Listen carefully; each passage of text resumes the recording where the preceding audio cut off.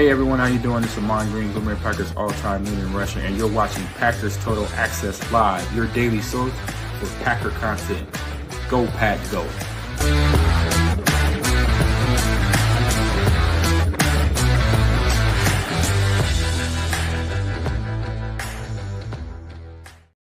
What's up, guys? Welcome into Packers Total Access. My name is Clayton. You can check us out on packernet.com. Find me on Twitter at Packers_access. You can email us, PackersTotalAccess@gmail.com. You can text us 865-658-5824. Join alongside Tim in Green Bay, here to talk some Green Bay Packers and more specifically the National Football League as we have another week winding down. The only two games that are left is, I think, Tampa and Dallas, who are about to kick off right now.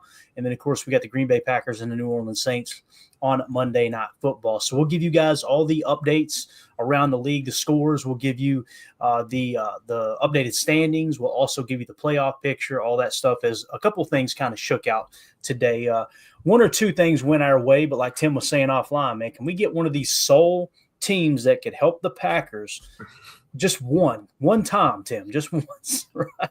Seems like everybody – and what's crazy is – things were going our way for quite some time, and then all of a sudden the wheels fell off, right?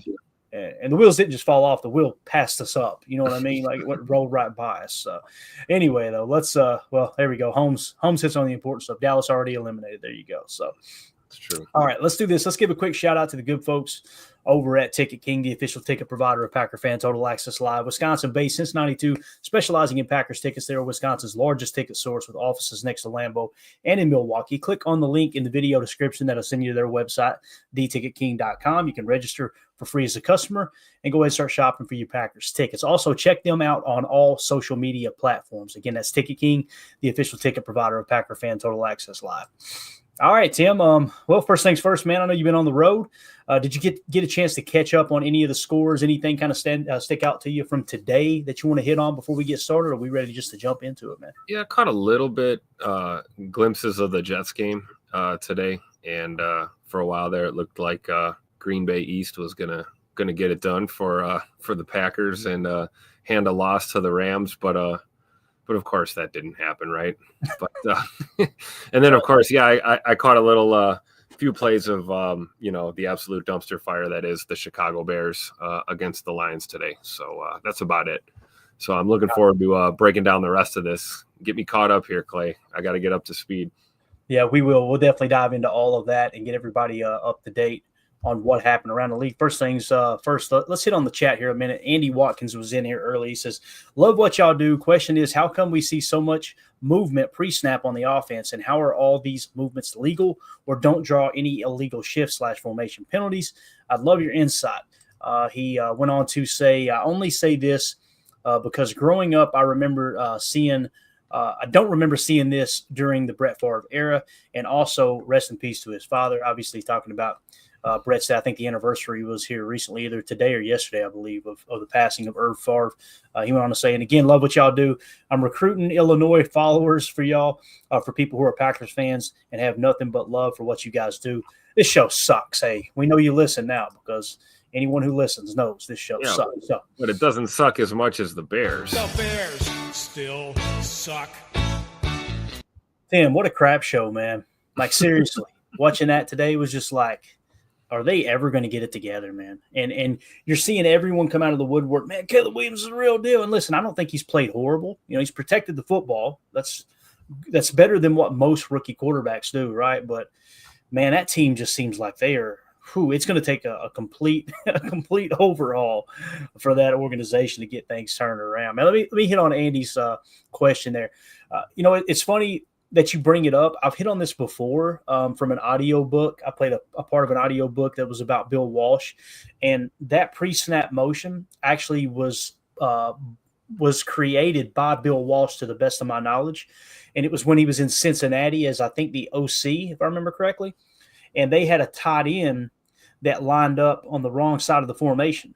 So they came out, broke the huddle, he lined up on the wrong side of the formation, and they had enough time to get him over in the right spot. So they were just like, hey, you're supposed to be over here. And they said when he motioned over, the defense went all to hell. They didn't know what to do.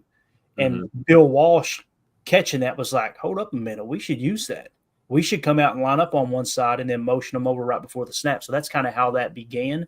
Now, that was in the 80s, obviously. It might have been even the late 70s. I know it was early 80s that he was with the Bengals, but nonetheless, it was a tight end who screwed up on lining up and had to shift over, and that's what kind of caught their eye. When they were watching it back on tape, making fun of the tight end for lining up in the wrong spot, they were like, hold up a minute, look at the defense.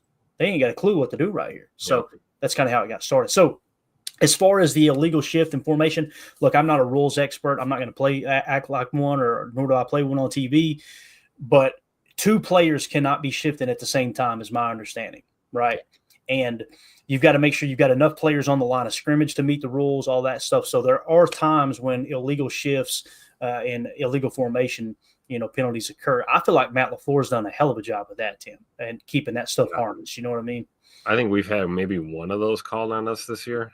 Mm-hmm. Maybe once or twice an illegal motion or an illegal shift. Sometimes you get out of sync. Or sometimes you don't have your personnel right. Like certain guys have to be lined up on the ball versus guys that aren't, that kind of thing. So, I'm not a rules expert either. I will not pretend to be. But I do know that that's the right train of thought, right? It has to do with who's moving, one guy at a time and then where you're lined up, I guess, for the most part. Right. And you can't, like I said, you can't have two guys moving when the ball is snapped, right? You can only have one guy moving when the ball is snapped. That's the big thing that people screw up on is they'll start a shift. That shift won't complete. Another guy will move, then they'll snap the ball. Two guys moving, that'll trigger a penalty. You can't have multiple guys moving there. So, but yeah. Anyway, hopefully that answers your question there. I think that the Packers do a really good job keeping the penalties in check in that regard, especially with the youngest team in the league there. So, AFAM in the chat saying two players can be shifting as long as they are set for 1 second. So you do see that sometimes, right? You'll see a tandem movement, and then they both have to be set before the snap, right?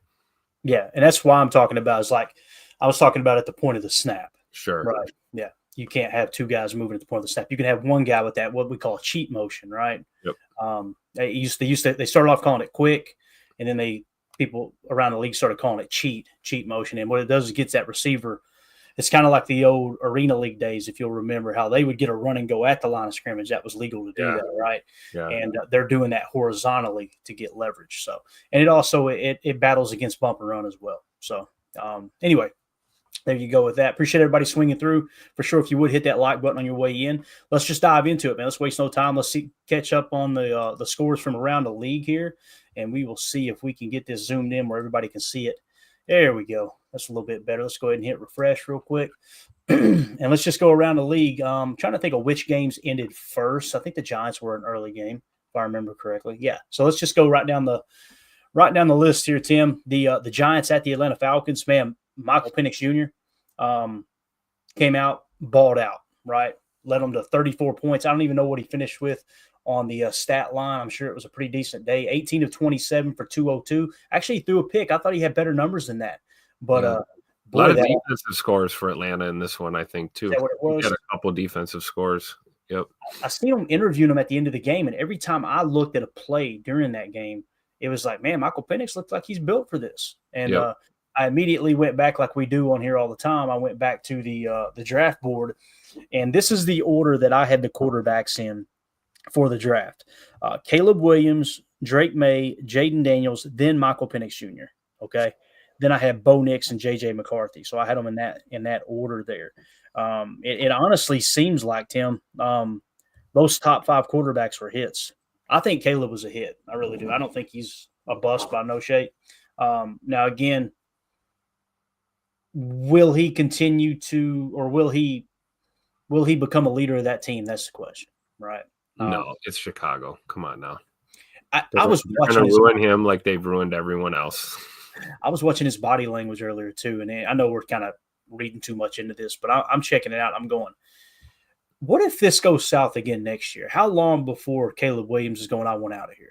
You know what I mean? How long will that last? So we'll see, though, man. Again, there's rumors that Ben Johnson is definitely very, very interested in the Chicago Bears head coaching job. So if anyone can jump in there and coach him up, I would imagine it's Ben Johnson with what he's done with Jared Goff. Right. Obviously Ben Johnson's a hell of a mind there. But the Falcons get the huge win there, 34-7 at home against the Giants. Next was the Lions and the Bears. The Lions boat raced the Bears 34-17. I don't know. I tricked myself into thinking maybe the Bears could somehow pull out a win there. I don't know what I was smoking. But when you look at the stat line, Jared Goff, another great day, man. 23 of 32 for 336 yards, 3 touchdowns, no interceptions. Jahmyr Gibbs rushed for over 100, 23 carries for 109 yards and a touchdown. Caleb Williams finished the day 26 of 40, 334 yards passing, 2 touchdowns, no interceptions. And he also rushed for 34 yards off of 6 carries. Keenan Allen had a pretty good day there, 9 catches for 141 yards and a touchdown. And Jameson Williams, man, 5 catches for 143 yards and a tutter. Pretty darn good day there too. So the Lions, man, even with all the injuries, Tim, they just continue to find ways to win ball games, and not just win them, but win them pretty easily. Yeah, it was kind of cool to see Jared Goff throwing the ball down the field for a change. We saw that a few times today. Leave it to the Bears to give up the deep shots to the check down merchant. So I think that's I think it's just more of the same, right? This team's not going to go away until you put them away. And I just hope, like many Packer fans do, that we get a chance in the playoffs to knock the Lions out. There you go. All right, next game we had the Cleveland Browns at the Cincinnati Bengals. The Bengals win that one easily, 24-6. They improved to 7-8. The Browns fall to 3-12. Some people are already talking about Stefanski maybe going after Kirk Cousins this offseason and bringing him, reuniting them where they were together in Minnesota. Obviously with Stefanski, if he keeps his job in Cleveland. I'm not sure what the plan is there, but it seems like it's about time for them to change coaches again and continue to suck. That seems to always be the MO there. So next we had the Tennessee Titans going into Indianapolis to face the Colts. The Colts won this game 38-30. The Titans battled back, man, scoring 8 points in the third and then 15 in the fourth, and they blanked the Colts in the fourth. So the Colts had a 24-point second quarter, scored 14 in the third quarter. That was enough to get them to win their 38-30 over the Tennessee Titans. This next game was the tough one for me, man. Yeah, the Jets had an opportunity to win this ball game, man, all day long, Tim. The Rams get the win 19-9 over the Jets. They fall to 4-11 on the year. Let's see what kind of day Aaron had. 28 of 42 for 256 yards, 1 touchdown, no interceptions. He also had a rush for 6 yards. Matthew Stafford only threw the ball 19 times, man, 110 yards, 1 touchdown, 1 interception. I think they said the wind was gusting around 20 mile an hour out there, and it was really cold. Kyron Williams, they leaned on him, just a solid, steady back. I remember watching him at Notre Dame, 23 carries, 122 yards, and a touchdown. Puka Nacua, only 8 catches for 56 yards, but he was only targeted 9 times, and Cooper Kupp caught all 3 of his targets as well. They just did enough to win the game, and really the key play there, Tim, I don't know if you've seen it, but the Aaron Rodgers fumble when he got sacked. Was like, yeah, that was the play that, like, man, that's going to be tough for them to win this ball game. So, I don't know, man. How do you feel about Aaron Rodgers returning to the Jets next year, man? Since we're on the topic, you think he's going to go back to the Jets? Do you think he's going to retire? Do you think he'll play somewhere else, man? What are you just feeling in your gut here? He's an enigma, What are you gonna? I see what you did there. I tell you, I don't even think Aaron knows the answer to any of those questions right now. Not speaking for him, I don't know him, but my gut's telling me that if he does want to continue to play, which I think there's a strong possibility that he does want to play another year, maybe even beyond that. But the question is he going to want out of New York? And I don't know, man. You got a lot of people to go there with you. You got a lot of people to show up there to play with you. What does that mean for everybody else? What does that mean for Tay Adams? And, there's a handful of other guys that are, contractually linked to the Jets as well. And we do know that Aaron is not a bad teammate and he does care about his guys. So I don't think he would want to leave anyone high and dry. And I would think that once he knows what he wants to do, then we'll probably find out. But I think more than likely, if he does play, if he continues to play, it's probably going to be in New York. I would think at least another year or two. Yeah, it kind of feels that way. Now, there's rumors that Garrett Wilson is behind the scenes trying to organize his departure from the Jets. And listen, from an individual standpoint, I can kind of see it. Devontae Adams comes on the scene, 13 targets today, only 7 catches for 68 yards and a touchdown. Garrett Wilson caught 6 of his 7 targets. He's probably over there like, hey, bub, can I get a couple more looks? Yep. I get it. If you're winning, it doesn't matter, right? But especially if you're running open too. It's one thing to say, hey, give me a look. It's another thing to actually be open when you're saying that. So if he's, breaking free and getting openings and not getting targeted, yeah, then he's probably got a legit gripe. Yeah, for sure. So yeah, there you go. Like I said, the Rams, we were hoping the Jets could pull that off, but the Rams get the win there. 19-9 over the Jets. Up next, the Eagles at the Commanders. Now, obviously, we were pulling for the Eagles in this game, right? We wanted the Commanders to drop down and obviously take the L. They get the win, 36-33. That was probably the most exciting game of the day. It was a lot of fun to watch. Going through the box score here, obviously Jalen Hurts going out with the concussion early. That probably played a huge role. And the fact that the Eagles still scored 33 points is wild. It says a lot about their offense. But Kenny Pickett came on for him. He was 14-24 for 143 yards, a touchdown. He did throw an interception. He was sacked 3 times, which negated 25 yards there from the Eagles passing game. Now on the Washington side, Jaden Daniels, 24 of 39, 258 yards passing, 5 touchdown passes, but 2 interceptions. And then he also had 9 carries for 81 yards. He continues to just play pretty solid. Now, he's not played near as well as he has early in the year. I've seen an EPA projection, and it's like he's went down. He started extremely hot and has gradually went down, but still, as a rookie quarterback, playing some pretty darn good football, no doubt. So that was kind of the big story there. He led them on a late drive. If I remember correctly, it was like less than a minute left, I believe, that they scored. Maybe even less than 20 seconds. It was something right down to the wire that he led them back on that. So, So there you go. The Commanders get the win, 36-33 over the Eagles. Final in overtime here, the Carolina Panthers. This is a game that I felt like helped us, Tim. Panthers ended up defeating the Cardinals 36-30. So the Cardinals will drop to 7-8 now. And obviously the Panthers just trying to create some momentum for next year as they continue to try to turn that ship around. The Vikings at the Seahawks. The Vikings, man, this was a fun game to watch too. Unfortunately, the Vikings come out on top 27-24. They now improve to 13-2. Go ahead, Tim. Throw up on your keyboard real quick. That one just stings the most, right? Like, come on. Just get one of these, I just don't think it's going to happen. We have to just control our own destiny and worry about winning the ball games we can win. And that's it. The rest of the thing, this league is going to play out how it plays out, right? Yeah. So let's kind of see what the tell of the tape was here for Sam Darnold.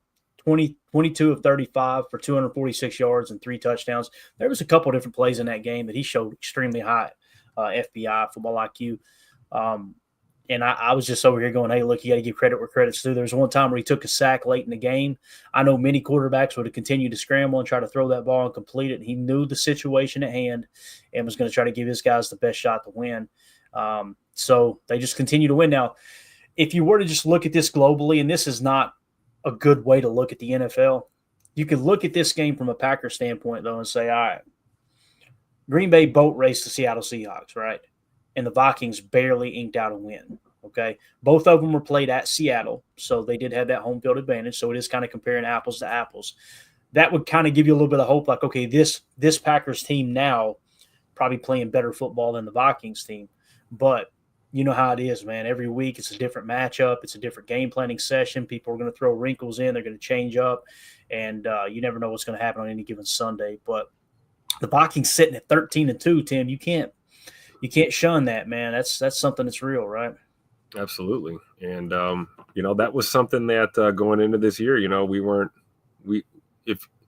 we would have looked back, knowing what we know now, we would have never thought that the Vikings were not going to be a team to worry about, like them being really good this year. I think it caught a lot of Packer fans, not necessarily by surprise, but, we didn't think they were going to be a terrible football team by any means, like not Chicago Bear terrible, but them being as good as they are this year really really threw a wrench in things in the NFC and in the North, man. Now it's a three-way battle for who's going to go on to the next level, between us and Detroit and Minnesota. So that makes things just all the more interesting. And then obviously, we got to face them one more time this year too. So we got to get ready. They're not doing us any favors by losing any of these ball games. So we're going to have to beat them, put the L on the board for them.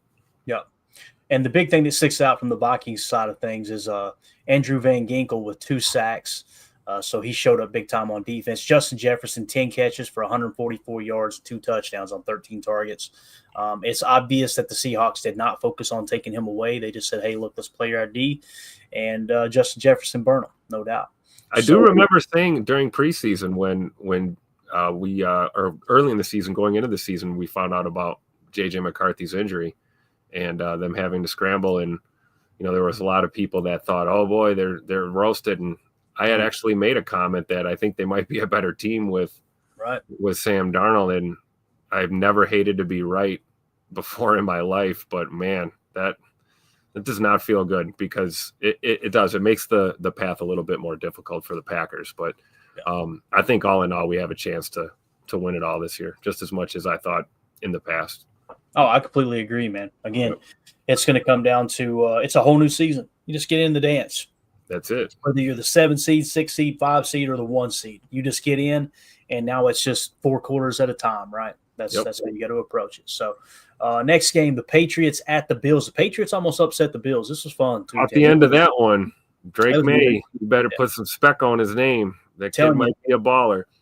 He is now. Obviously, they lost 24-21, but there's a lot to be excited about if you're a Patriots fan from the quarterback standpoint. I don't know if Gerard Mayo is the head coach of the future. I think they will keep him around at least another year to see if he can turn it around.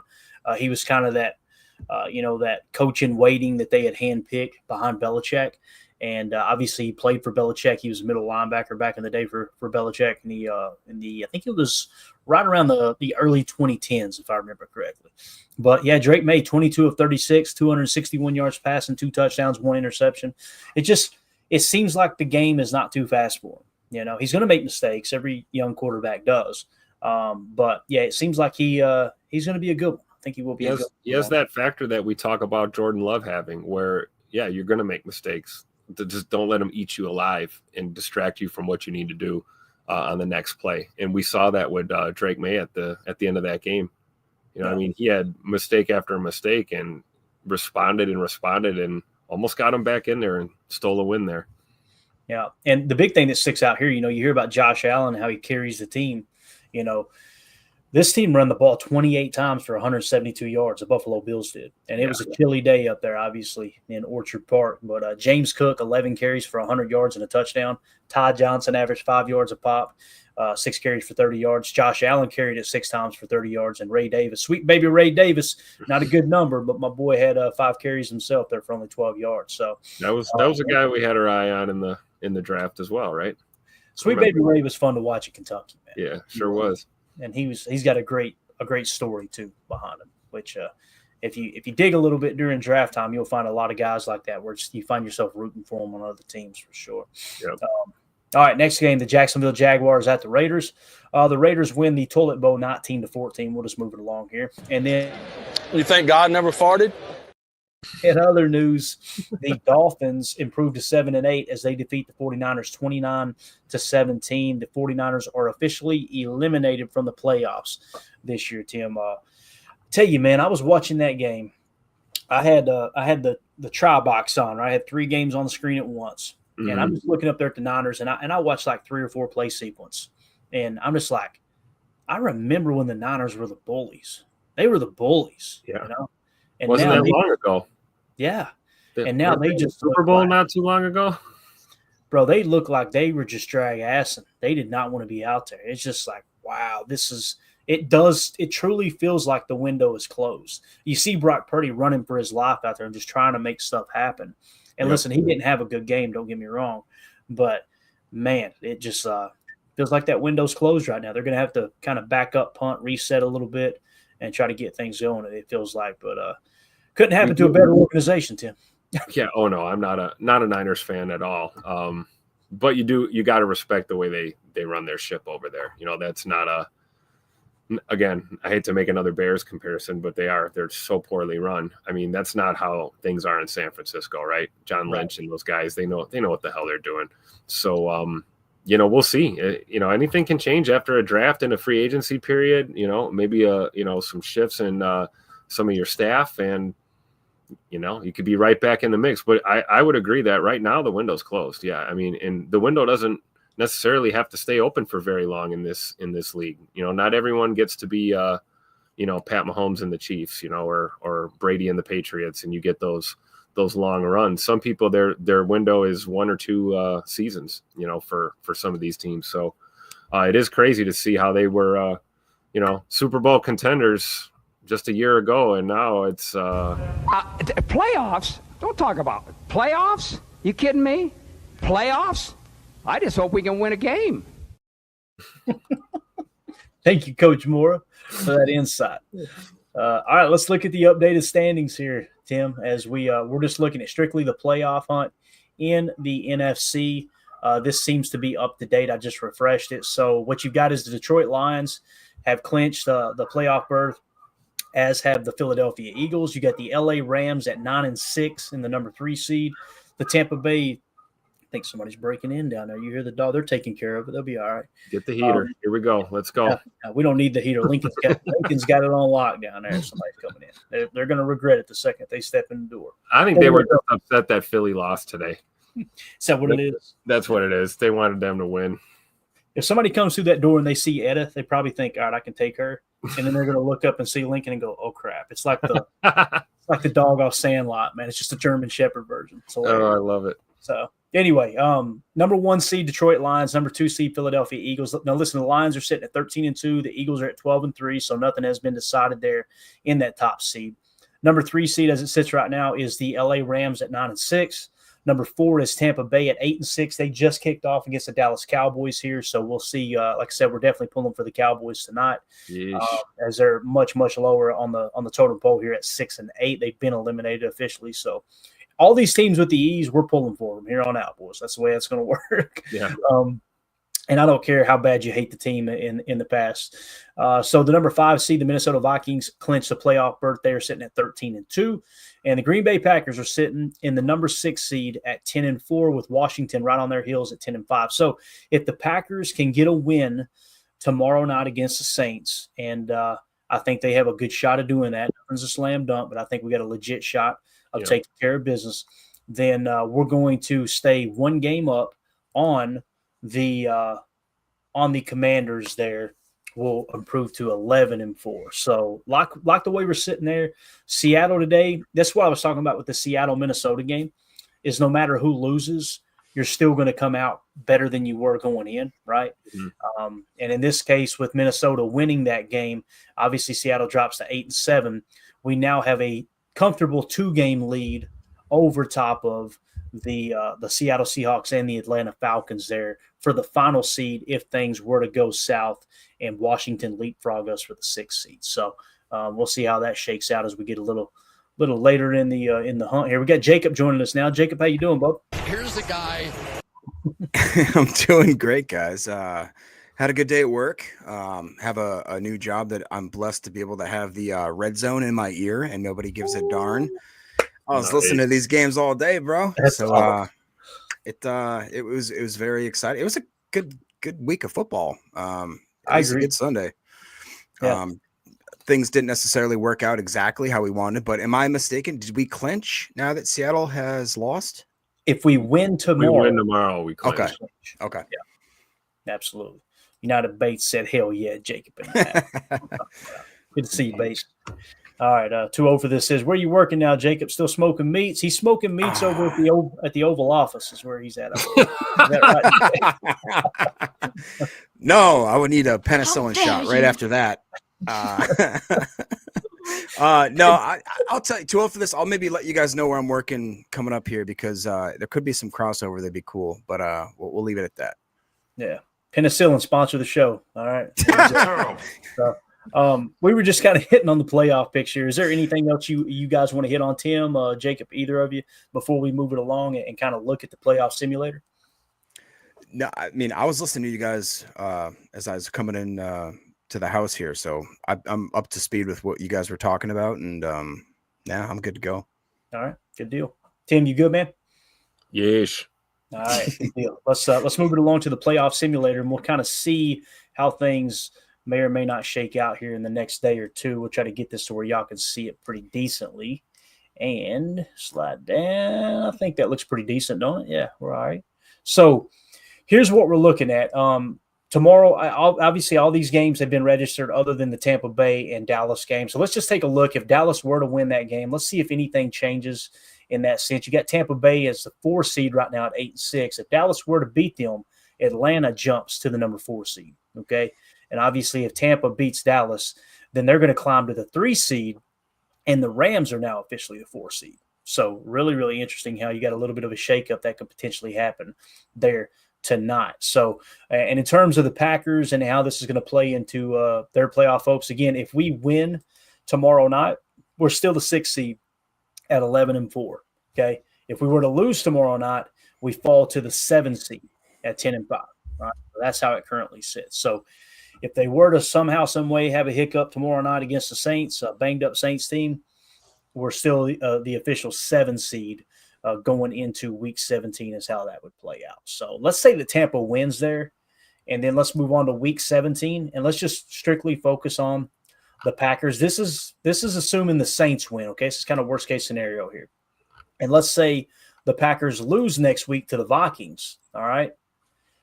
Who is in the hunt for that number 8 seed that we're looking at? Or yeah, that's currently sitting in the 8 seed, the 10-win team that's just below us. Who would that be? That would have to be like probably Seattle would be the closest thing, right? So yeah, we still got that 2-game lead we were talking about. So if the Seahawks, if we were to lose against the Saints and we lose against the Vikings next week, and the Seahawks were to win next week, we're still the 7th seed. See what I'm saying? Yeah. So it's going to take the Packers losing out to not make the playoffs. That's that ain't happening. Yeah, I agree. I would like to see them finish the season strong here, just win all 3 games.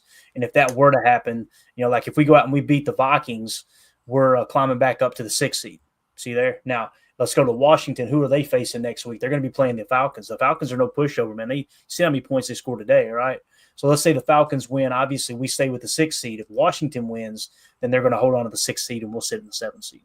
So just need to win 2 of these next 3. Really just need to win tomorrow. We're in.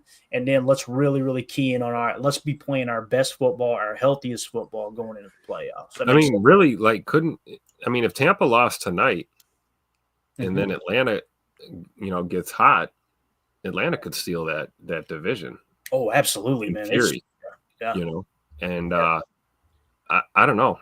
You rather face the Falcons or Baker in the Bucks in the playoff? So that's a good question, man. I'll take Penix in the Falcons. Yeah. I can see that because Baker can get hot, man. Baker can ball when he's on. You don't have to tell Packer fans that. I was gonna say we don't want to have no more Baker stuff. I was there, dude. I was there. I had to watch that one. What do you guys think about that Washington game? Just with how sloppy that was, the fact that Jalen Hurts goes out with concussion, right? Didn't he walk out with a concussion? And the fact that they were able to do 5 turnovers and still win that game is unreal. Some people would look at that and go, "Wow, they turned the ball over 5 times." Yeah, but they still won. There's some confidence to be had there. Like, hey guys, we can play horrible football and we're still good enough to win. I think that's something that's a real thing too, as far as momentum. Mm-hmm. So, so you were asking about Tim. You were asking about Atlanta, right? Let's clear everything off here, and let's say that Dallas wins tonight, right? Atlanta's immediately in the 4 seed. They're leading that division. That's how that would work. Wow. So obviously they're in the driver's seat if Dallas somehow wins. Now, right now, Dallas is leading 3-0. At Jerry World. So I'm looking forward to the candid shots of Jerry Jones up there going, "What in the hell are we doing out here, boys?" I just love it. I love that dude so much, man. He's just anytime the Cowboys are on and the Packers aren't playing, I just like watching just to see his reaction. I immediately want that hallway interview at the end of the game because he's going to say something random, man. Like when CeeDee Lamb dropped that pass because the sun was in his eyes at Dallas, you know what I'm talking about? I remember that. They asked Jerry about the windows. They asked Jerry, they said, CD said the sun was in his eyes on that drop, and Jerry snapped the head around and went, "You think we don't know where the damn sun is on our stadium?" Like he was mad about it. Like, that's what he said. You know what I heard though? You know how much money I've spent on this stadium? Yeah. Right. Like nobody better complain. $1 billion. Exactly. So is there anything else, Jacob, Tim, that you guys want to kind of look at here in the playoff simulator? Any other races you kind of looking at here? I was trying to comb over it real quick. I think we covered everything pretty well. What I missed? Go ahead, Jacob. What do you guys? I just missed the chat. 12 for this is already just, I got you. It's a play on words. It's all good. Unbelievable. 2-0 for this. I got to do it to you. I'm sorry, 2-0 for this. We're going to put your time out here, buddy. All right, we're going to hit you. Sit your butt outside. Not really, but, all right, so that's it. That's the playoff simulator. Let's move it along. We were going to hit on this earlier. We're probably going to do 2 shows tomorrow. Well, we'll definitely be doing a pregame show. We'll probably be doing a morning show as well. So we'll do a little bit deeper dive into the Saints game tomorrow morning. But I wanted to take a look at this earlier today, and we didn't have time. We ran out of time before we could do it. Let's kind of look at the contracts. Y'all want to look at the salary cap table real quick and kind of see where the Packers are position group wise? I think that'd be fun. I know we had a good conversation about it the other day, but we didn't go full in depth at each position. And this may be a little bit difficult to get it to where you guys can see it. Hopefully we can pull this off. But typically we can go by position group here. Here we go. Can you guys see that okay? It's weird how it tries to put everything on the screen. Like, I don't care about that stuff on the right that's trending, but I don't believe there's nothing we can do about it. So yeah, I'm getting old, Tim. I don't know about you, but I used to be able to read these, and now I'm like, oh yeah, now my face is 3 inches from the screen right now. I'm telling you, dude, what's going on? If we can zoom in, but the problem is you're still cutting off some of the table. I guess 2025. The problem is I'm still blind as a bat. That's the trouble. 2025 is probably the most important thing that we want to look at. It's kind of looking ahead at each position group. Does that make sense? So these are cap hits. All right. So Jordan Love this year on the cap is $20.7 million. Next year it jumps to $29.7 million. All right. Malik Willis next year only $1.4 million against the cap. So he'll jump a little less than $300,000 next year. So your quarterback room is set next year. Now, I could see a slight scenario where if a quarterback the Packers love were to fall in the draft, and I'm not saying the first round, but let's say they look up in the 3rd round, they got a quarterback with a 2nd round grade. I wouldn't be surprised if they drafted him and then tried to shop Malik Willis, seeing it's the last year of his contract, right? And the other thing too, though, is if you hold on, not Clayton. If you hold on to Malik Willis, right, and you let his contract expire after 2025, he hits free agency, gets a decent offer, you're going to get a comp pick, right? So it's kind of like you're trying to weigh out what the market will be for Malik Willis to determine how high will that comp pick be, and then kind of field trade offers. But I'm with you, Tim. I would much rather have Malik Willis on the roster. Yeah, I'd let Sean Clifford go bye-bye if we draft somebody, bring in another quarterback. I mean, and then we're just ignoring Alex Magoo on this list because it's like we all know he's really a wide receiver, guys. Yeah.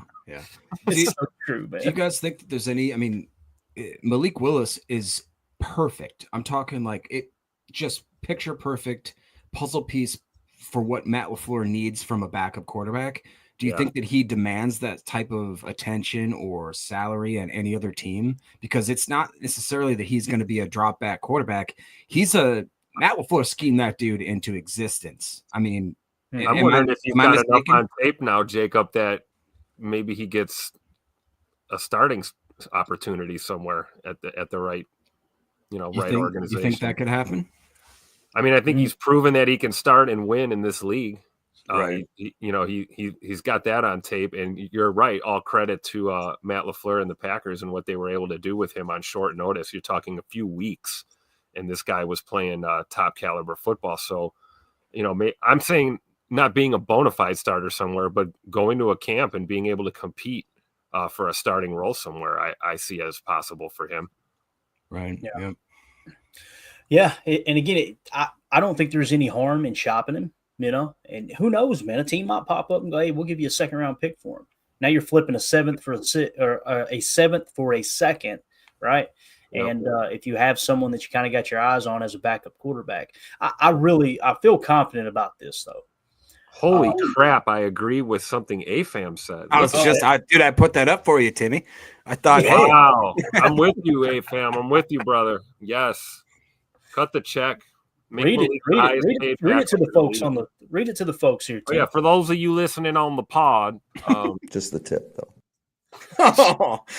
Wow. AFAM said I'd make Malik Willis the highest paid backup in the league. That's absolutely a true statement. I would join that party all day. You're so different.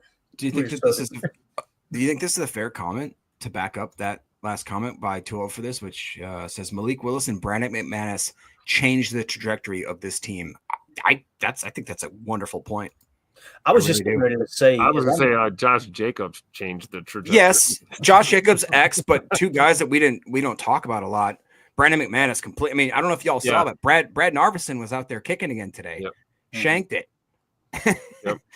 And Anders Carlson was shanking kicks too. Yeah, Anders Carlson is still pushing, right? I felt bad. I tweeted it out like a dumbass. Excuse my language, but I said, "Man, I feel bad for this guy. I got roasted.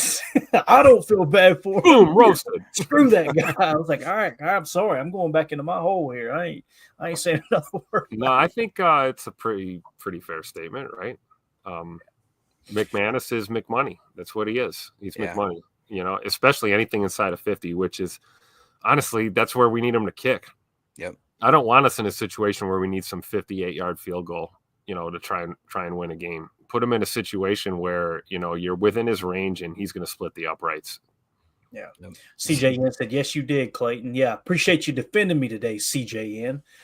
Got me battered out there on social media. Wasn't fun. I'm scarred. You heard me. Now here's what I'll say about Malik Willis. What you were just talking about, Jacob. As you guys were talking and Tim was talking about making Malik Willis one of the highest paid backups, I'm going, no. That's what I'm thinking in my mind. But then as you made that comment about it changing the trajectory of the season, Sean Clifford does not win those ball games. No. I feel confident saying that. No, I don't think that's that. Yeah. I don't even think we call those type of games with Sean Clifford as our backup. I think I think we'd be in a situation where Matt would feel like he'd have to basically, you know, call himself into a victory, you know, with a game tailored for Sean Clifford, which would basically be a watered down game that you would call for Jordan Love probably. Whereas Malik Willis gave us that ability with, you know, combined with the running game that we could just hit those little short passes, build off the run, put points on the board, nothing crazy, nothing fancy, and get wins. I agree. I don't think Sean Clifford wins those games. I don't. Yeah, I love his trash talking on the sideline. Don't get me wrong. He's notch. But all right, for those of you listening on the pod, that's going to do it for hour 1. We will see you on the other side for hour 2. We appreciate y'all.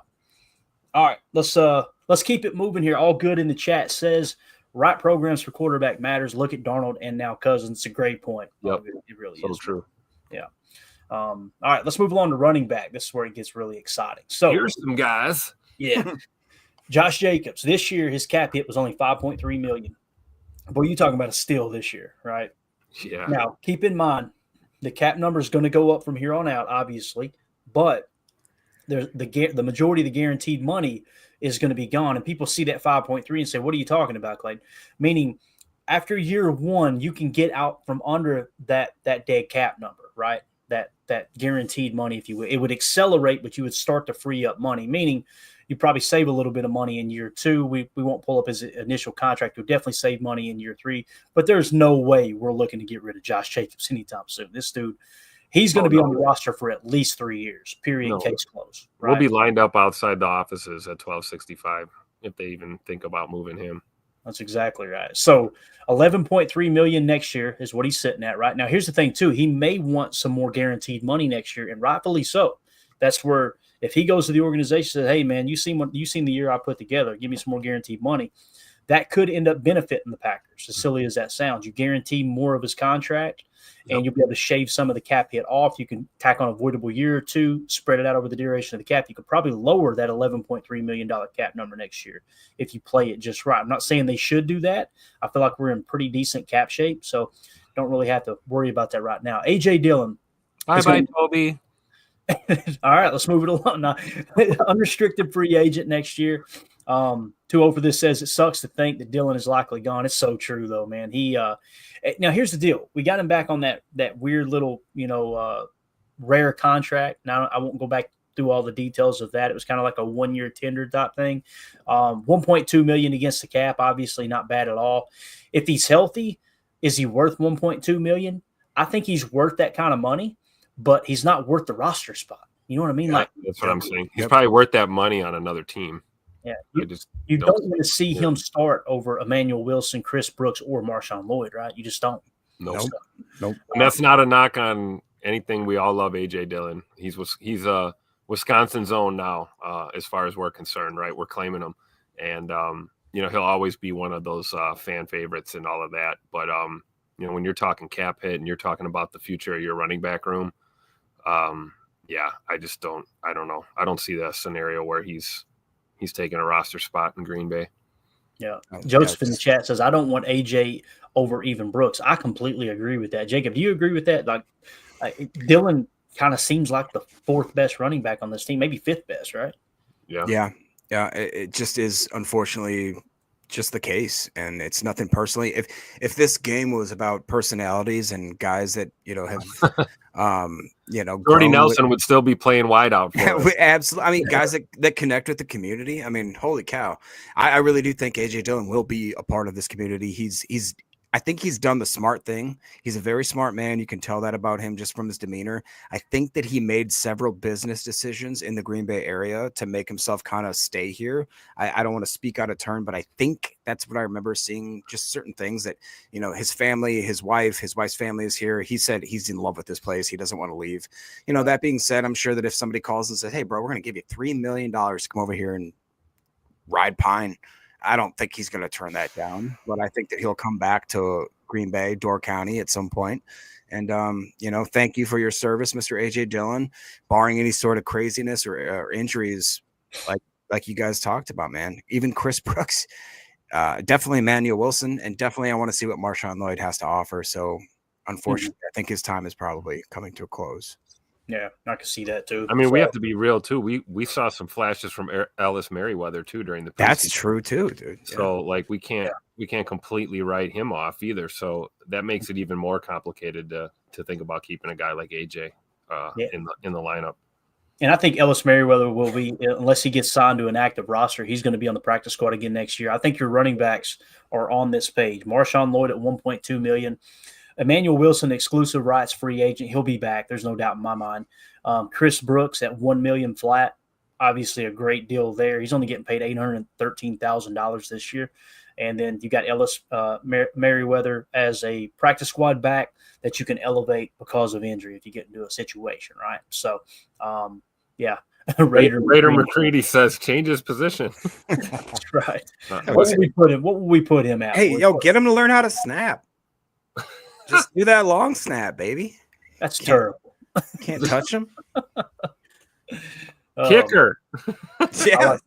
CJN said there, Clayton. I backed you up on the Anders comment. Sorry, man, got distracted earlier. Listen, but I already got picked up by the ship that come by while I was sailing in those waters. You're on your own now. I'm not going back into that ship. CJN, I'm out, brother. Appreciate the support. You might want to delete your comment now. I'm hanging out in here for a while. All right, let's move on to running back. Again, let's just say a good running back falls to them in the draft. I'm not ruling out that they wouldn't draft them. If you get another Marshawn Lloyd that they have a high draft grade on that falls right in their lap, I could see them drafting them and moving on from Chris Brooks, right? You're looking to upgrade. It just depends on how the board falls, right? So I'm eager to see Marshawn Lloyd on the field, no doubt. But let's move it along to wide receiver. This is where it gets really interesting. So, again, we don't have to make any decisions till next year. I'm going to widen this out for just a second. We'll close it back up. I want you guys to see the unrestricted free agents for next year, right? So Christian Watson is the highest paid receiver on our roster right now at $2.5 million this year. It's crazy. Then it's Jaden Reed, $1.6 million. Romeo Dobbs, $1.1 million. I just caught the ball. Dontavion Wicks, $990,000. All right. Malik Heath, $918,000. Bo Melton, $915,000. Julian Hicks, $225 on the practice squad. And Cornelius Johnson, $200. grand. Cornelius? Did I say that right? No, that's great. I'm just saying. I didn't that's know we such had an a Cornelius. Awesome name. Oh, that sounds like a birth control name there, boys. You ain't getting nobody pregnant with a name like Cornelius. You know what I'm saying? I'm just saying. All right. Well, I'm named Clayton. What the hell am I talking about? It's like the boy version or the girl version of Greta. Greta. Gertrude. All right. All right. Sorry if somebody we just lost a sub that's named Gertrude. Sorry, Germany. Yeah, that's the way it works, man. Listen, the 1940s were not too long ago. Okay, we will never forget. Joking, Coach Lombardi. We're joking. Christian Watson. Again, let's move on to 2025. So what you've got here, Christian Watson, $2.9 million against the cap. Jaden Reed, 1.9. Romeo Dobbs, 1.2. I ain't looking at the chat after saying that. Dontavion. What is this? Wasn't he the elf that wanted to be a dentist? You don't remember Cornelius? I want to be a dentist. What? Okay. This show sucks so bad. Cornholio. Somebody just say Cornholio. That's terrible. All right, let's get it back on the tracks. I'm crying. Dontavion Wicks, $1.1 million next year. Malik Heath, $1 million flat. Bo Melton, boys, next year is an exclusive rights free agent. He will be back. How awesome is that? That you've got your entire wide receiver room back as what I would think would be, once again, the cheapest wide receiver room in the entire league. Everybody's under contract. Now, is there with talent. So. Yeah. And there's a chance that one or two of these guys try to hold out, right? It happens every year in the league. I hope it doesn't happen, but if it does, we're not going to freak out. That's part of the game, right? That's the way it is. This is what I was talking about, like going to Christian Watson and Romeo Dobbs early, meaning this year, and saying, hey, let's get you guys an extension. And you could probably get some kind of a discount, going out this early. If you wait till next year, though, you're going to have to pay one of these two guys. Now, I know there's a lot of people, Tim, you would probably say this, pay on both, right? I'm just might not be possible, though.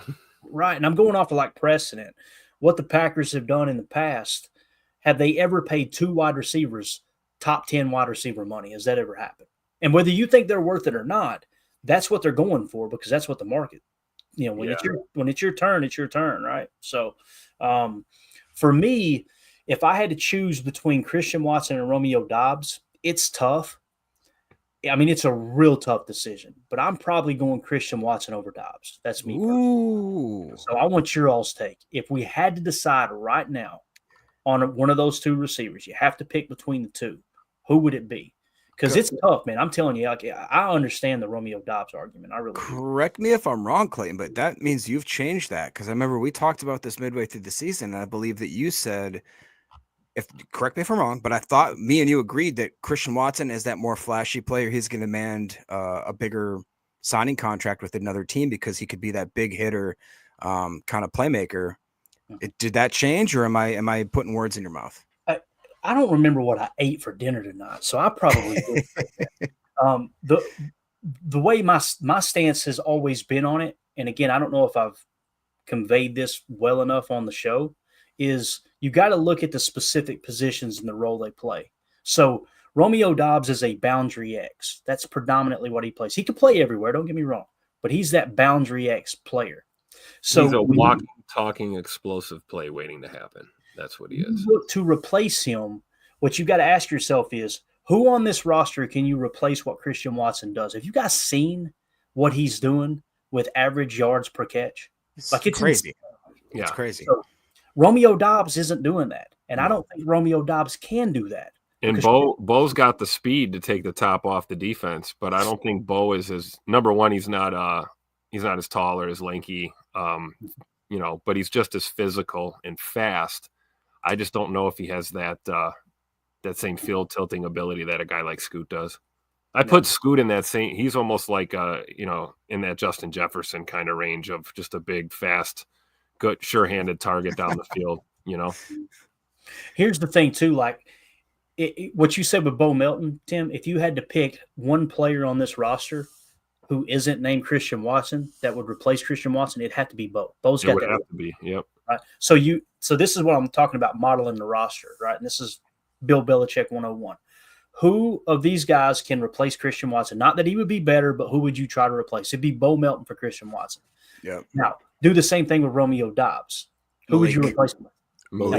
Malik, but I mean, but think about this though. Think now. Reed too. When Romeo Dobbs missed that time, who did they put in his place? It was Dontavion Wicks. Remember? Yeah, that's true. Played him at the boundary X. So you've got Wicks coming back. Now what you got to ask yourself is, would you, if you had to choose between the two, would you rather have Bo Melton in place of Christian Watson and keep Romeo Dobbs, or would you rather keep Christian Watson and have Dontavion Wicks play in Romeo Dobbs' spot? When I say it that way, I gotta be honest with you. I go, damn, I might keep Romeo Dobbs. That's what I'm saying. It's tough. Yeah, I agree. Because you keep Dobbs and you keep Wicks and you keep Bo. I mean, that's the advantage of your, like Jacob said, like Scoot. Let's be real. Scoot's going to get real deal money. He's going to get some legitimate, offers. So I think your school of thought is absolutely correct, Clayton. Go to these guys now. Go to them as soon as you possibly can and start trying to work something out. Maybe you start with Watson, because I think he's going to be the tougher negotiation. I think Rome might take anything that's not insulting. I think as long as you don't try and lowball him, I think Rome will probably want to stay. But who knows? That guy's kind of an enigma too. It's hard to get a read on him. But I think maybe it starts with Scoot. You just try to go to him and see how you can keep him around and then go from there. Yeah. Now let me put it this way. Now, this is where it's going to get a little bit personal, and I don't want it to take a bad turn, but think about this. Remove everybody's name on this list, okay? These are just nameless, faceless players. And I were to go to you and say, all right, man, we got to choose between two receivers. Here's what we got. We got a dude who is 6'5" and is one of the fastest receivers in the league, okay? Deep threat waiting to happen. The other guy is a sure-handed wide receiver that runs crisp routes. But that other guy that runs the crisp routes, we had to suspend him. Yeah. That's a real factor. If you think for a second that the front office and the coaching staff, when they sit down to have this tough discussion, that's not going to come into play. It's going to come into play. It's going to. And you have to also say personality, because as much as I love Romeo, I really do. And if we keep him, I'm 100% in. I want the jersey. I want all that. But the guy, he's a little bit different. And he's a socially awkward kind of person, to the point where people read into it as if there's something wrong with the front office. There's something wrong with Romeo. There's something wrong with the quarterback. The guy is just very quiet. It's just what he is, man. And he's a unique type of breed. He just caught the ball, man. That's all he does. But to that being said, dude, I don't know how to handle that. And I think it might be just a little bit more of a unique personality than Green Bay is ready to deal with. Yeah. No, it's a factor. That's all I'm saying. It's definitely a factor. It's tough. Now, here's the other thing, Tim, we got to take into account. Christian Watson is a damn dog at run blocking. Yep. Yeah, Romeo Dobbs is willing to block, but he is nowhere near the blocker that Christian Watson is. Now, Christian Watson is near the blocker that Tay Wicks is. Yeah. And Christian Watson, don't get me wrong, is nowhere near the catcher that Romeo Dobbs is. You know what I'm saying? Like, they got their pros and cons. It's tough, man. It's a fascinating conversation. Coach Lynn makes a great point. But if you go Watson, Wicks needs to be more consistent. There's no two ways about that. True. That's so true. So, all right. We covered. But we don't have to worry. They're going to get them both paid. Somehow it's going to work out. They're both going to stay. That's exactly right, Tim. I'm going to keep speaking it too, my friend. So what you're looking at when you model the roster is you need a boundary X, you need a deep threat in the Z, and you need a slot receiver. Your slot receiver is Jaden Reed. We know that. Your boundary X right now is Romeo Dobbs. Your deep threat Z is Christian Watson. And all these are somewhat interchangeable on where they line up. We're just kind of speaking from a very, very generic standpoint, right, where they line up at. I could see them really like Dontavion Wicks and, okay, let's put him in the boundary X position with his route running ability. We just got to work on his hands, and let's keep Watson. I think that's the direction they would lean in personally. 2-0 for this says, only thing I know is that fans will be mad with whatever decision is made. You are spot on, sir. Spot on. So are we good at wide receiver? You guys want to move on to tight end? Is that cool? Yes. We spent a lot of time on that, but man, it's going to be the topic. I'm telling you, going into the offseason. So let's move it back to just 2025. Let's go on to tight end. Check this out. Ooh. Luke Musgrave, cap hit this year, $1.9 million. Obviously, next year he's on the books for $2.3 million. Tucker Kraft, guys, think about this. Some are saying that Tucker Kraft's top 5 tight end. I think he's definitely top 10. Top 3. Jacob says top 3. Tim, I think you'd probably say top 3 too, wouldn't you, man? With Tucker. I would agree with that statement. He's fantastic. He's huge. So Here's the guy. $1.5 million against the cap next year is wild. So Luke Musgrave, Tucker Kraft will both be back. Ben Sims will be back next year at $1 million flat. Now, John Fitzpatrick is restricted free agent. He'll be back if they want him back, right? Tyler Davis, I can't imagine they're going to bring him back. I mean, this is 2 years in a row that it just hasn't worked out, right? And then Messiah Swinson will be over there baptizing people in the Fox River just because of his name. You know what I'm saying? That's how that's going to work. So, you got 3 tight ends returning. That 4th, if you want him back, I could see them maybe go and comb through free agency for a cheap or really, really good Goody type deal, one of those Ross bargain deals that Jacob's all about, you know what I mean, for a tight end, or potentially draft one a little later in the draft. Or a 6th or 7th round tight end in the draft or something. Yeah. But it's nice that you've got that little insurance policy there in John Fitzpatrick. Now, I know there's some rules in place too that if a player goes on the practice squad by the end of the year, I want to say that they reset to a futures contract in the offseason. Like you've got kind of rights to that. I don't know how that'll come into play with John Fitzpatrick. That might be a move that toward the end of the year, you pop him on the practice squad and try to get that to reset. I don't know all the details there, though, and I don't want to spend a whole lot of time trying to figure out if that's the case. But tight end, I think we're all in agreement here. You got 3 that are coming back, and you got a little bit of flexibility on the roster to try to get a 4th that could potentially be a playmaker as well. Mm-hmm. I would agree. And it's kind of sad with Tyler Davis. I mean, that guy's just injuries. He's like the Grant Hill of our tight end room. You know, this guy just can't catch a break. And now he's getting closer to that dreaded 30-year-old mark here as he's 27, will be 28 at that time. I think it's probably time for us to move on from that. But I agree. I think you keep your core 3, and I do think Ben Sims has proven week after week that he can be that guy. I almost like him more than Musgrave at this point. Ooh. And that's just because we haven't seen Musgrave, you know. Sure. So let's see how they pepper him in and get him going again. We know he's a bigger pass catching threat than Ben Sims for sure. But I think Ben Sims is cut from that same cloth that Tucker Kraft is, man. I really do. Yeah. And those 2 in tandem, they look really good out there together when we're in some of those 2 tight ends. But we'll see. I'm okay. Free agency, late round draft pick, get another guy in here. Same thing with Fitzpatrick. Even Fitzpatrick looked good at times. You know, for all we know, that could be our 4th. We just don't know it yet. Yeah. Could I say one thing real quick? Is it, we've talked about how the league progresses and the whole shtick of everybody going into this is that running backs don't matter anymore, right? And then look at the top 3 running backs that left their team to go to another team. And I remember the big knock on tight ends was, well, you're not going to get much out of your rookie tight ends, your first year, your second year tight ends. Tight end is one of the hardest positions to learn when you come into the NFL. Like CJN says, look at what's going on here with the tight ends, with what he considers Kraft to be in the top 5. Brock Bowers, who I believe just broke Mike Ditka's single season tight end receiving record. Trey McBride, who is a very young man. Laporta, very young man. Hawkinson, reasonably young. And Kraft, obviously very young.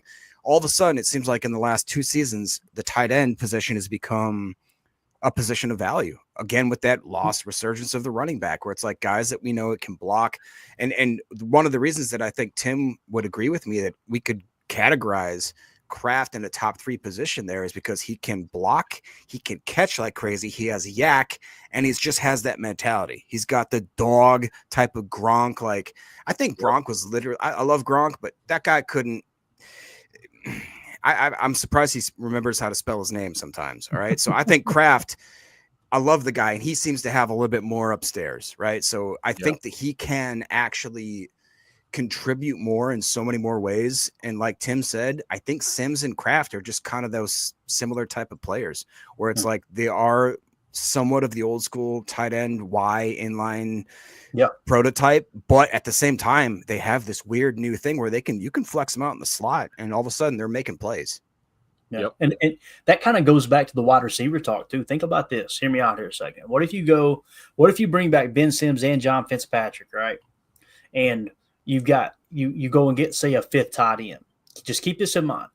What if you do have to part ways with either Christian Watson or Romeo Doubs on down the road? Luke Musgrave proves he is healthy and he gets better. That's a guy that you can literally manipulate the defense with 12 personnel and flex him out wide like a wide receiver. That's almost like an insurance policy for the wide receiver room too. That's already deep, right? So that's something to take into consideration. It takes up a roster spot as a tight end on the depth chart, but then you're looking at them in the offense. You're looking at them basically as another receiver. Yeah. You could throw him if you go to an empty set. You could throw him in the 2 or the 3, no problem. You could put him at the 1, and he could do some damage outside, especially if a team playing man coverage and they have to walk a linebacker out there on him. You got the immediate mismatch. That's what they did with Gronk so many times in New England with that 12 personnel. Jacob, you made a comment about the running backs, about how, I know you were kind of being sarcastic because people are like, oh, the running back isn't that important. Look at this, man.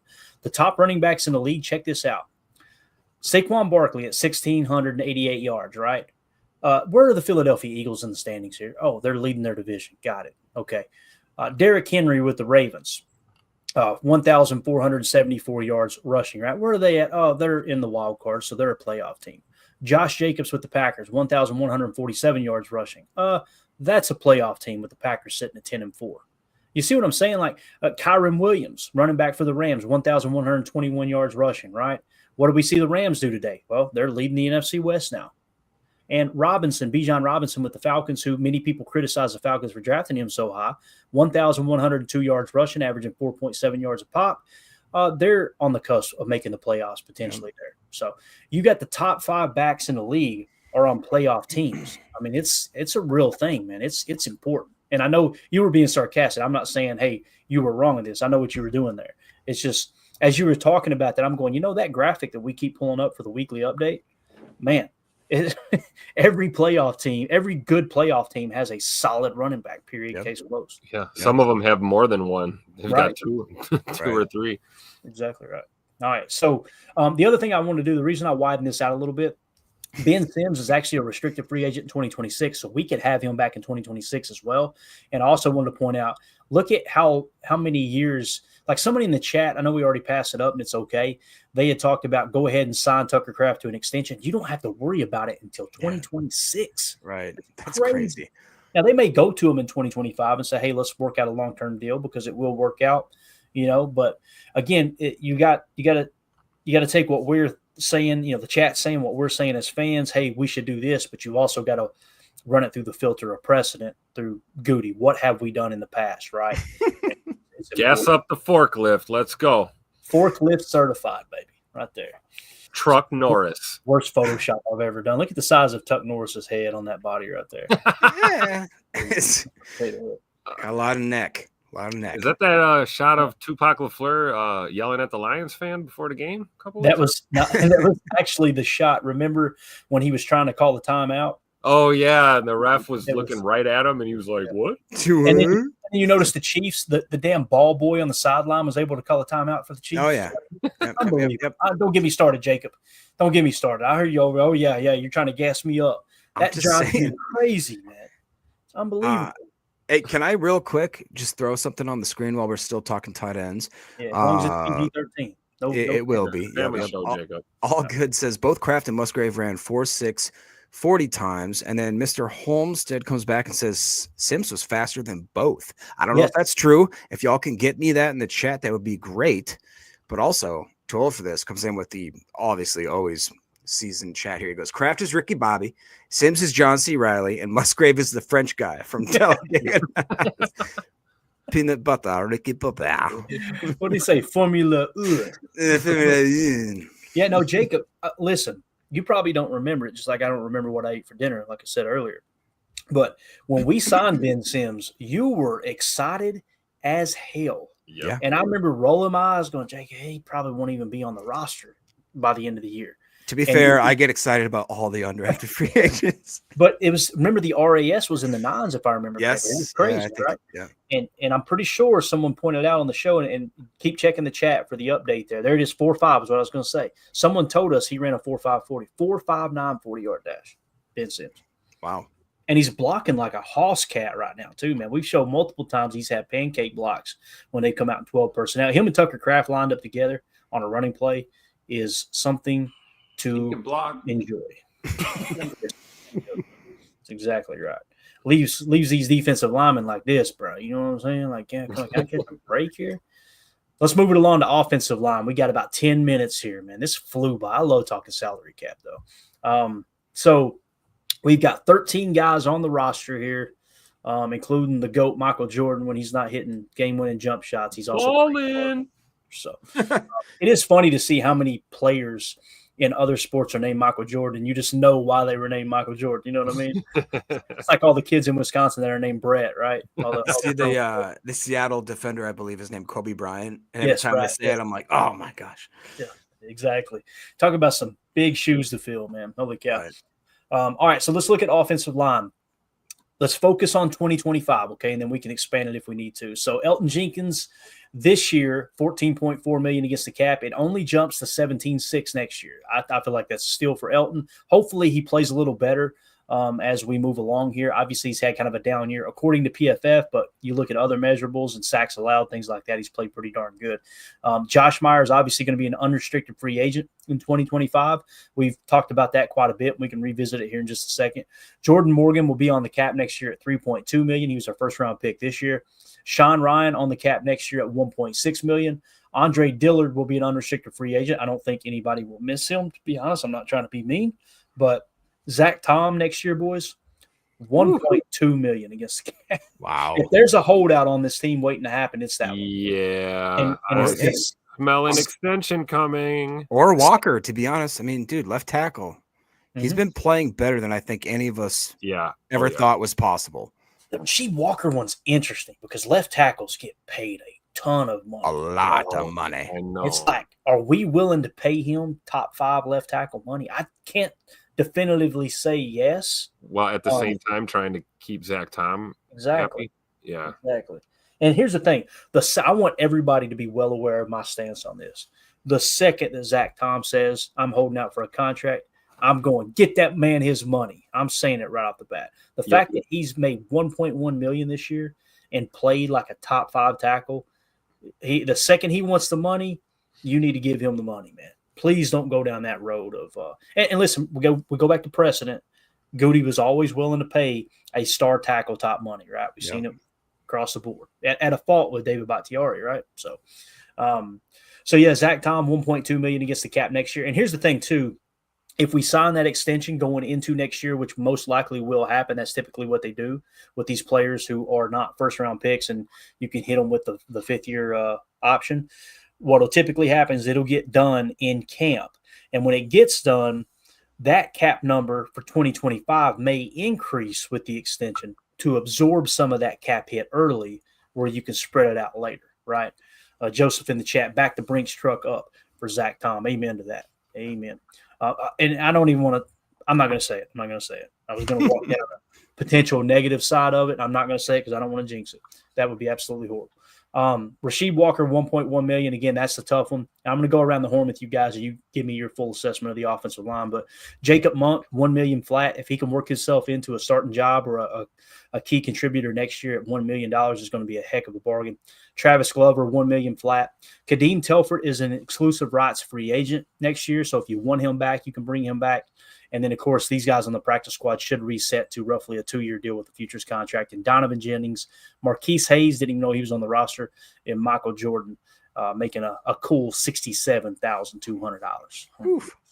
So, you guys have the floor. Tim, we'll start with you, buddy. What do you think about this offensive line? And there's going to be some decisions that have to be made, and I think we just identified one is Zach Tom and Rasheed Walker. Like, how are you going to pay both those guys, right?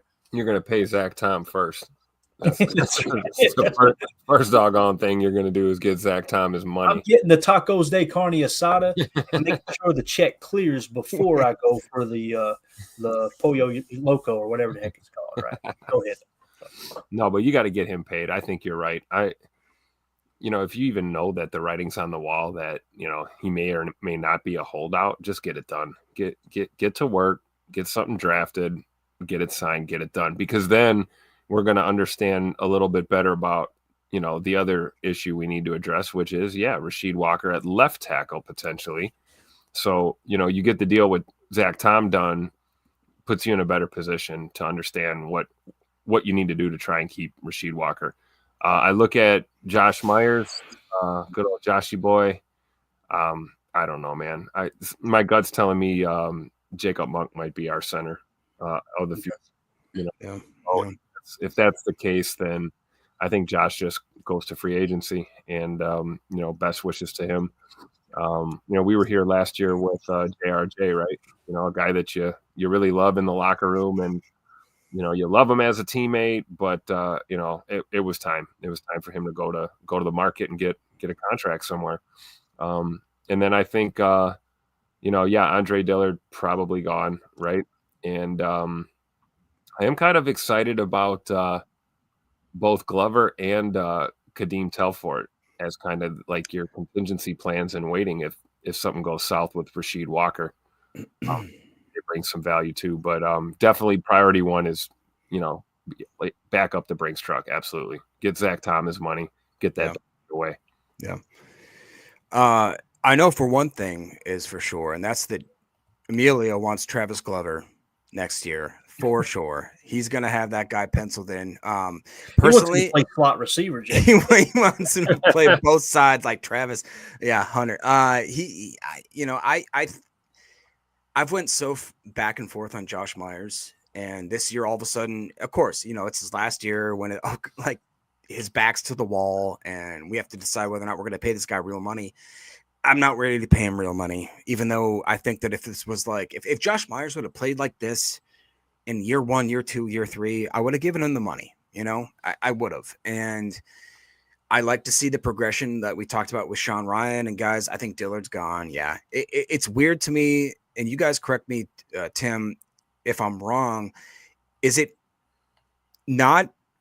I should say it's rare that you would overpay a right tackle versus a left tackle and prioritize that. Is that not kind of a right-handed quarterback? Yeah, I would. Yeah, think that's so. what I'm saying. Yeah, and like if it's 2 or something, then okay. But I just think that Zach Tom is the best player we have, but I really do think Rasheed has not gotten a lot of credit that he deserves, man. I mean, you watch even he's obviously you guys know my favorite highlight is him in Penn State finishing the move, as I'll say. He did some of that same, like you seen that brutalness out of him. I don't know if you guys watched, he did almost the reverse Reggie White for shoulder chuck. You know what I'm talking about? He gave him the bouncer move. Get out of the bar. He just sent him into the shadow realm and just said, all right, come back next time. Here's the question, though, with Rasheed Walker. Is he worth $27 million a year? And that's the thing. I don't know. That's the toughest question, right? Ron said everything you said is true. There he goes, right there. Yep. Yeah, Ron here, perfect. Top left tackle money is 25 to 27 million a year. Okay, so I was a little on the higher end of that. But let's say it's 25. Is he worth 25 million a year? The only thing I'll argue for that point is that imagine if for whatever reason next year we go in, we don't have a center that's proven, and we don't have a left tackle or into that year. First of all, Josh Myers is proven. Right. I'm just saying, do we want to take apart because guys, I don't know. Again, I did not have on my Packers bingo card that our offensive line would be pretty darn good in the past. We always kind of expect that, but the run game, this is not normal. You know what I'm saying? Like these guys are actually producing at a level that I'm pretty excited about. And obviously, what up, Murph? Just talked about Jordan Morgan. Obviously, that was kind of a scratch this year. People roll their eyes and they say, oh, it's another bad goatee pick. No, it's just one that's going to take a couple, maybe just you have to wait. Is he your right guard if Sean Ryan moves to center? Well, that's a. Would you rather have Ryan go to center or Jenkins? Neither. They both stay right the hell where they're at right now. Okay, all right, I'm cool with that. And see me, I look at it totally different. I see center as that tier 2 of importance. I would like to see Elton Jenkins kick to center. I agree. What Murph's saying here, again, we don't have to think about left tackle until 2026, right? Yep. So we got to take it in consideration. You go ahead and extend Zach Tom. You see if Rasheed Walker continues to improve. And then if you force to pay him top tackle money, then you are. Now, what's the precedent? To the best of my knowledge, Goody has only paid 2 offensive linemen top money, right? So, like, for example, David Bakhtiari, you made him the highest paid tackle in the league, and you paid Elton Jenkins like the next year. Who else did you pay on that offensive line? You didn't. You just continued to draft and develop, right? So you can bank on 2 offensive linemen getting paid top money. Who are those 2? Elton Jenkins has already got the bag, okay? And then you've got Zach Thomas going to get the bag. Those are your 2 as it sits right now. Now, if you get in on 2026, and a matter of fact, let me just take a look here. I'm going to try to expand this out. I want to see Elton is under contract in 2026. A play could potentially be tack on a couple voidable years and reduce his cap down, say 10 or 12 million. Meaning, let's say you convert $15,000 in salary to signing bonus for Elton Jenkins, and you spread that 15 out over 3 years. Then you're going to take 15 million off the cap for 2026 and spread it out over 27, 28, and 29. That could free up the money to pay Rasheed Walker a good chunk. It's almost like you're getting a 50% discount on that current year. I know you got to pay the piper. It's going to come due. The cap's going to continue to go up. If they do this, if they go down this road, the salary cap gloom and doomers will be knocking at the door like they were 3 years ago. Oh my God, what are we going to do? But that's an option too. So again, we've only paid 2 offensive linemen under the Goody. Brian Gutekunst as general manager. We've only paid 2 top money. I think it's going to be Elton Jenkins and Zach Tom for sure. And if Rasheed Walker makes himself indispensable, then you'll probably see an adjustment of Elton Jenkins' contract, tack on voidable years, pay Rasheed Walker, and then Elton Jenkins is going to be gone in a year or 2. That makes sense. So I kind of see that playing out. Now, what she said, Murph's saying here, if you get to 2026 and Rasheed Walker wants to play hardball, right, and he wants to get the bag and you don't want to pay him, then you've got a guy who's got experience at left tackle. His whole life he's played left tackle. He hadn't played guard until he stepped in this year. That's why I was a little more patient with him playing guard this year. Like, hey, it's a different position. It may take a little bit of time to get acclimated with it. Unfortunately, the shoulder injury sets you back, but that could potentially be your left tackle.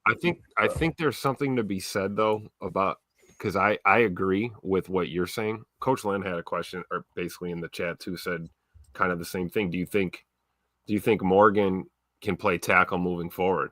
I'm with you, Clayton. He played tackle at Arizona. He's been a tackle, right? Mm-hmm. But the Green Bay Packers don't think he can play tackle. He's listed as a guard. He was moved into that position almost immediately upon coming to camp. So I think they look at him as an interior lineman in the NFL. And I think we got to consider that going forward. And I'm not saying that they can't move him to tackle in a pinch or something, but I think they want to develop him as a guard. Let's go off precedent again. This is a great little case study. We'll get ready to wrap up after this. When have they ever taken a guard and moved them to left tackle? Let's think. Let's put our heads together. Think.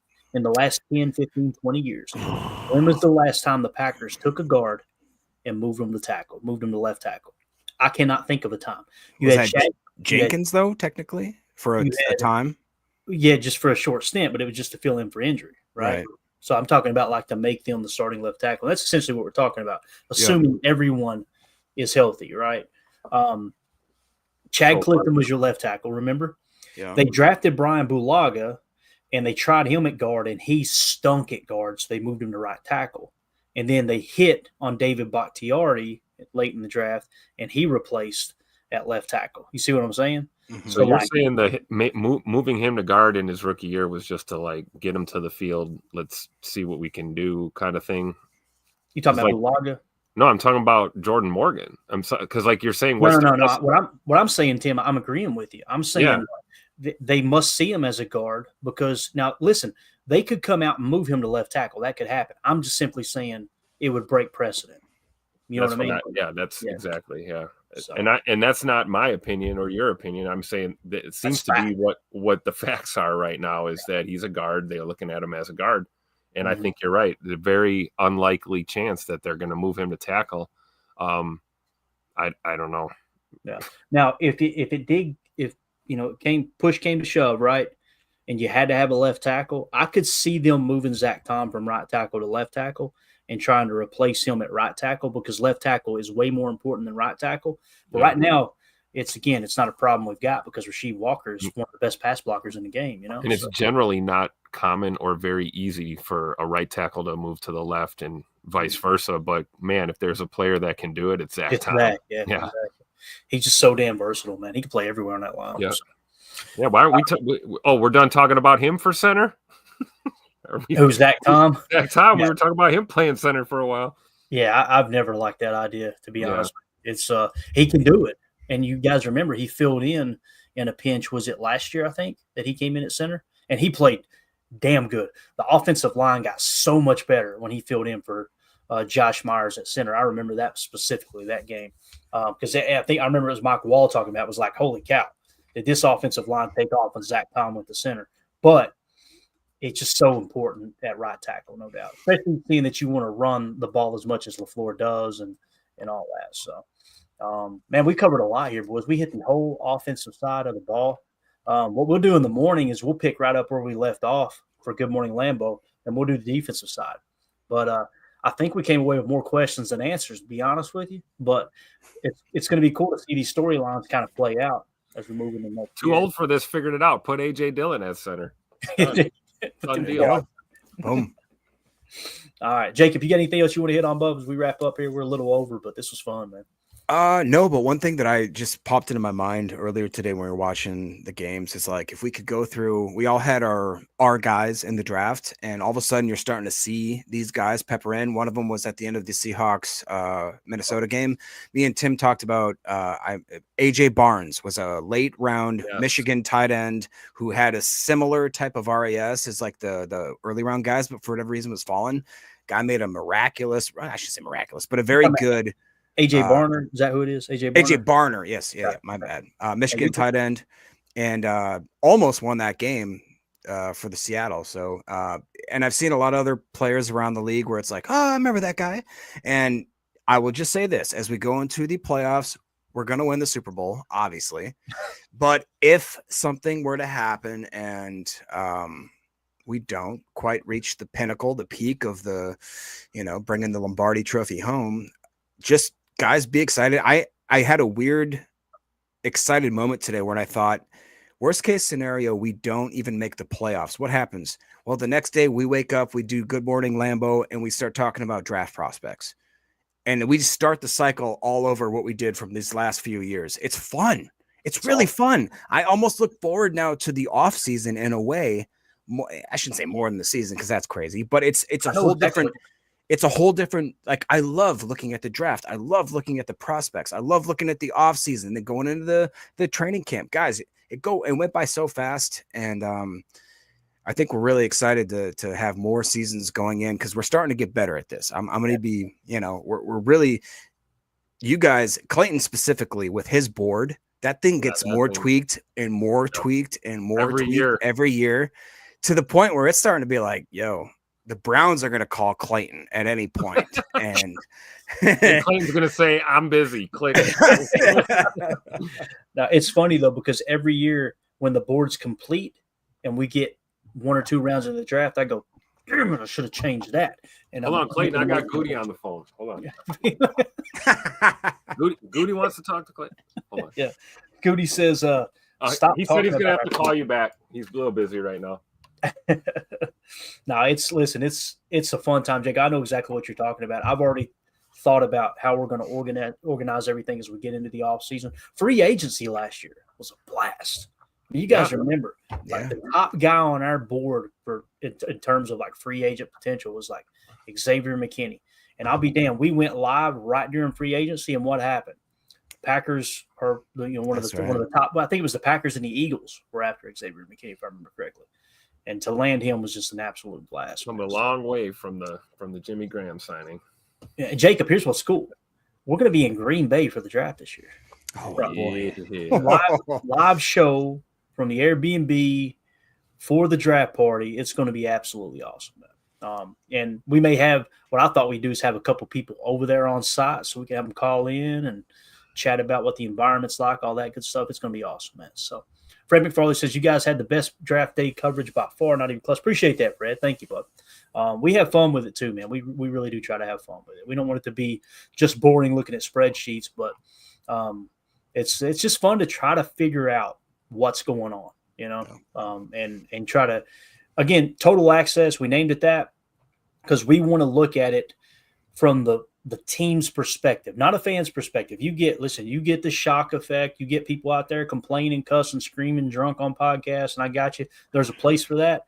But we wanted to look at it like, what is the team thinking about right now? And I know there's some people who probably watch this and goes, guys, we play a ball game tomorrow. Like, why are we talking off season? Because this is the stuff that Goody's going through right now. He's prepping as we get. There is no off season for GMs, Yeah. There really isn't. They're always working, right? Or, like Jake Shavink says, right? It's always draft season. Always. There's always something to look at. Definitely. And you think it's fair? You think it's fair to say that that's what separates the teams that have perennial success, because the fact that they don't take, like Tim just said, there's no off season. We're sitting here, guys. If you're a real GM, you're scouting guys week 8 into season for the next year. You know what I mean? It's just I feel like there's a science almost to it. There's a formula that certain GMs, certain organizations follow that just you punch this into the formula, you're going to get success. And if you don't, you're going to end up like the Bears, the Panthers, and insert any team like that. Yeah, Prince in the chat said draft talk is what brought me to this channel last year, and the live coverage was great here. Like Fred said, that's the other thing too. Like many podcasters, when we get in the off season, they take time off. They don't go. There's not much to talk about. I want to go live every day during that time because I know people like Prince and others. Like that's the hardcore fans that are looking for Packer content when it matters the most. When you're trying to dive into what's the next roster going to look like, those are the people we want sub to the channel. And then the preseason becomes even more fun to watch because now you're seeing your guys, and you're going to see them play a lot of football during the preseason games, and it's always fun. Yeah, definitely. CJN said there's no off season for PTA and the posse. Amen to that, buddy. Amen. All right, guys, let's get out of here. We're way over. I'm probably going downstairs, and my wife will be gone. There'll be divorce papers on the counter. You heard me, Brett. So appreciate everybody hanging out with us tonight. It was a lot of fun. If you would hit that like button, we had huge numbers tonight. It's just a testament to this fan base, and Packers aren't even playing tonight, and we're on here just talking ball. Update: Dallas is now inside. Looks like they're on the Tampa Bay 11-yard line, inside the middle 8. 2 minutes left, right at the 2-minute warning. They're leading 13-7 over Tampa. So go Cowboys tonight. Let's go watch. Go Jerry World. Let's go. That's right. So we'll see you guys tomorrow morning. Probably will be 8 a.m. Central Time in the morning. We'll go live for Good Morning Lambeau. And then, of course, we'll be going live for a pregame show about an hour and a half before kickoff. And we'll be doing a postgame show up till the butt crack of dawn Tuesday morning. So that's the way that'll work. But thanks, everybody. We will see y'all tomorrow morning. As always, let's go out and be the change we want to see in the world. Go back. And we go. Bye, guys.